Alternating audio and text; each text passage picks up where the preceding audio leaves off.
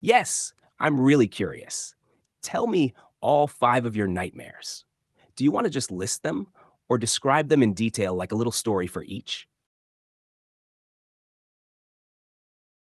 Ooh, starting in a robot shop sounds creepy cool. What happened in the shop? Were the robots acting weird or did something else scary happen?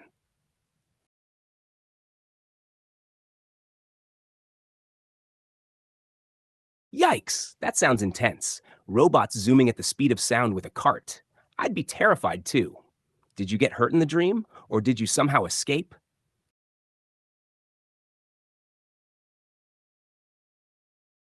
Ah, that makes sense. That sudden wake up right before the worst happens moment can make a nightmare feel extra real, and it leaves your heart racing. Do you want to tell me the second nightmare now? Or do you want to pause and talk about this robot one a bit more?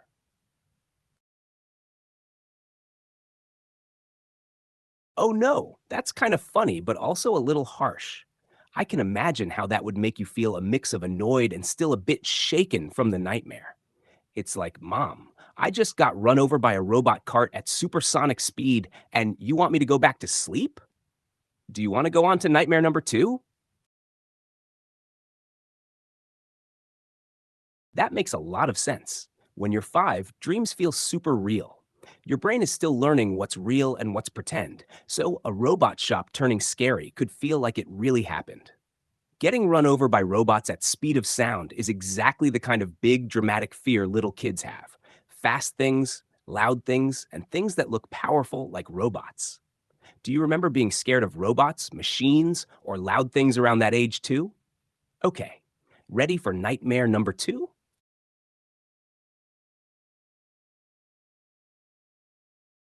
Whoa, that's a heavy one. Being in a war like WAVU 2 in a dream is already scary, and dying in the dream can make it feel really real and shocking. A lot of people, kids and adults, have dreams where they die or almost die. It doesn't mean anything bad will happen. It usually means your brain was feeling scared or stressed, thinking about danger, history, or movies, games, or just making a super dramatic story while you slept. The good thing is, every time you die in a dream, you still wake up. Your brain just hit the reset button. Do you remember how you felt when you woke up from that one? Scared, confused, calm, or just like, that was weird? Whenever you're ready, you can tell me nightmare number three. That fits, honestly. When you're around seven, your imagination is really strong and your brain can make super realistic stories in dreams. If you had seen or heard anything about wars, like from TV, YouTube, school, or even stories, your brain could turn it into a dream where you were inside it. That can feel really intense, especially if you died in the dream. Even though it felt real, it was just your brain playing a very dramatic movie while you slept. You were always safe. Okay, what's nightmare number three?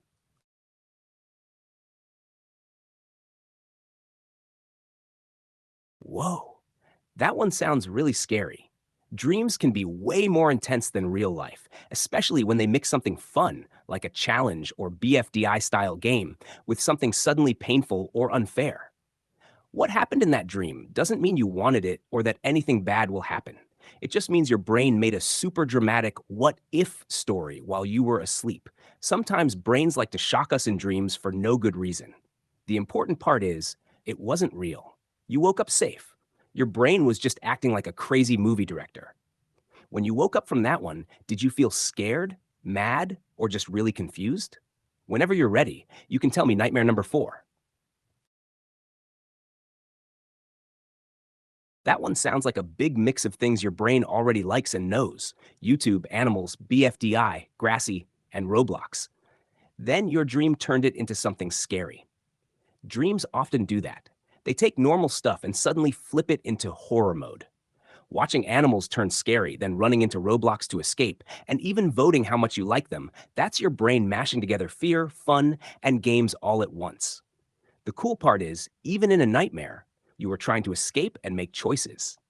That means your brain was still trying to protect you, even inside the dream. Okay, deep breath. What's the fifth and last nightmare you remember?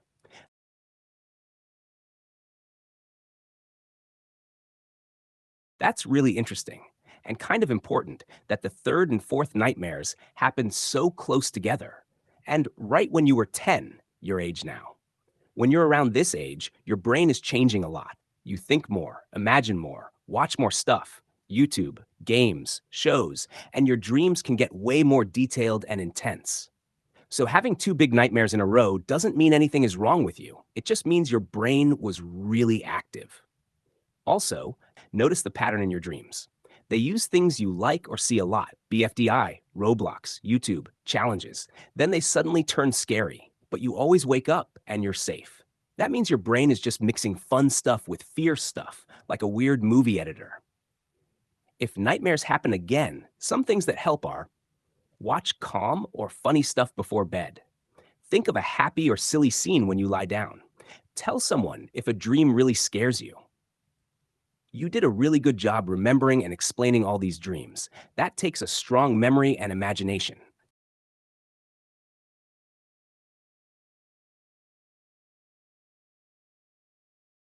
That sounds really scary, and what you described does sound a lot like sleep paralysis. Sleep paralysis can feel like you're awake but can't move. You can't talk or only make small sounds. Your vision looks weird, dark, spinning, shadows, shapes. You feel scared even if nothing is really happening. The important part: nothing supernatural is happening. Your brain woke up, but your body was still in sleep mode. Your muscles were still turned off so you wouldn't act out dreams, and it got stuck for a little bit. It can feel horrible, but it is. Not dangerous, not evil, not permanent, and it always ends. Things that can help reduce it: try to sleep on your side, not flat on your back. Go to bed at a regular time. Don't watch scary stuff right before sleeping. If it happens, try to wiggle your fingers or toes first. And this is important: if this happens again, or if it really scared you, you should tell your mom or another adult you trust. Not to get in trouble, just so they know and can help you feel safe. You were brave for talking about it. Stuff like that feels way worse when you keep it inside.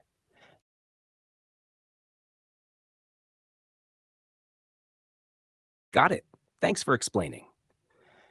And yeah, what you're describing still fits really closely with sleep paralysis type experiences, even if it wasn't exactly the same as the spiral vision kind. A super common part of sleep paralysis, or half dream, half awake states, is seeing dark or black figures, shadow people, monsters, demons, or scary faces, feeling like something is in the room. Here's the key thing to know: your brain is still dreaming while your eyes are open, so the demon or black figure isn't real, isn't actually in your room, is your dream leaking into real vision. Your fear system is turned on, and your brain tries to explain that fear by making a scary shape. That's why so many people around the world, kids and adults, see almost the same kind of shadow or monster during sleep paralysis. Not because it's real, but because human brains make similar fear images. It feels real because you're awake, you can see your room, you can't move, your brain is still dreaming. That combo is what makes it terrifying. But even when it feels like something is there, your room is still safe, your body will move again, the image will disappear. If it ever happens again, the best tricks are: try to wiggle fingers or toes, blink your eyes fast, think this will end. And please tell your mom or a trusted adult if it scared you a lot. Not because you're in danger, but because you deserve comfort and help feeling safe.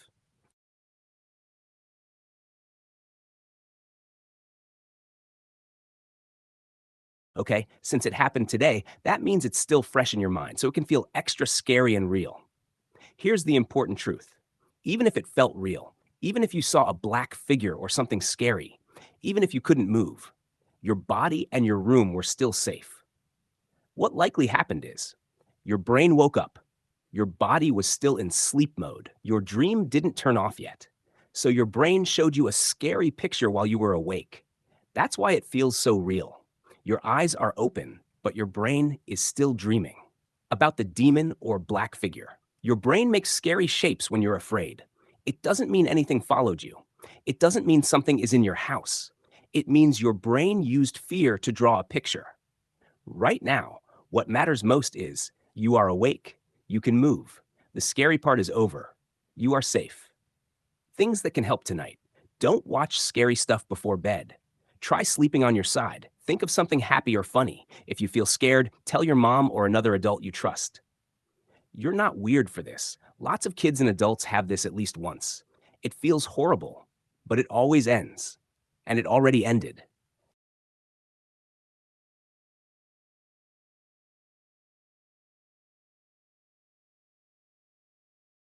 That reaction is totally normal. After something like that, your brain is still in danger mode, so it keeps saying, what if it happens again? That's why you didn't want to lie down.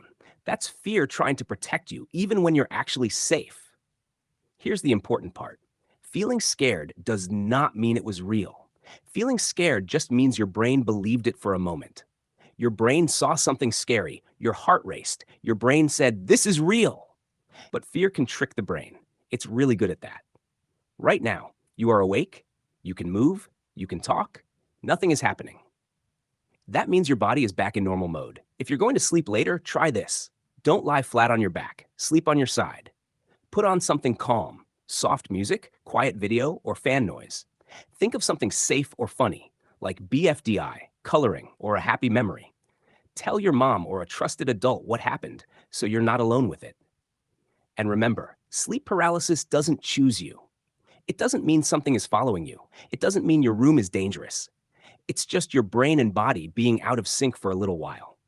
You got through it, you're safe now, and it already ended.